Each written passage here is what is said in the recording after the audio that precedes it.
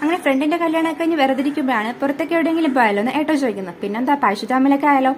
ഇതാണ് കണ്ണൂർ ജില്ലയിലെ പ്രസിദ്ധമായ പഴശ്ശി ഡാം. കുയിലൂർ ഡാം എന്നത് അറിയപ്പെടുന്നുണ്ട്. 1979 നിർമ്മാണം പൂർത്തിയാവുന്നത്. ഇവളെന്തിനാണ് ഹിസ്റ്ററി ഒക്കെ പറയുന്നത്? ഒന്നല്ല കേട്ടോ, ജസ്റ്റ് ഫോർ ഇൻഫർമേഷൻ. കല്യാണം കഴിഞ്ഞ് 4 വർഷമായിട്ടെങ്കിൽ കണ്ണൂരിലെ അധിക സ്ഥലങ്ങളും ഞാൻ കണ്ടിട്ടില്ല. അതുകൊണ്ട് ഇടയ്ക്കൊക്കെ കണ്ണൂർ പോകുമ്പോൾ ഓരോരോ സ്ഥലങ്ങൾ വിസിറ്റ് ചെയ്യാൻ ഞങ്ങൾ പോവാറുണ്ട്.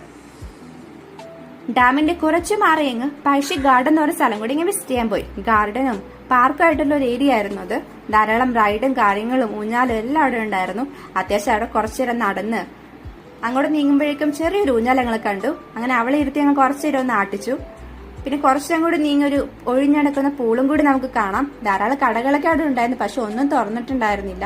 കുറച്ചു നേരം ഞങ്ങൾ വെയിറ്റ് ചെയ്തു, പക്ഷെ ഒന്നും തുറന്നില്ല. പിന്നെ കുറച്ചങ്ങ് മാറിയിട്ട് നമ്മുടെ ഡാമിന്റെ ഷട്ടറുകളൊക്കെ ഉള്ള സ്ഥലത്തേക്ക് പോയി.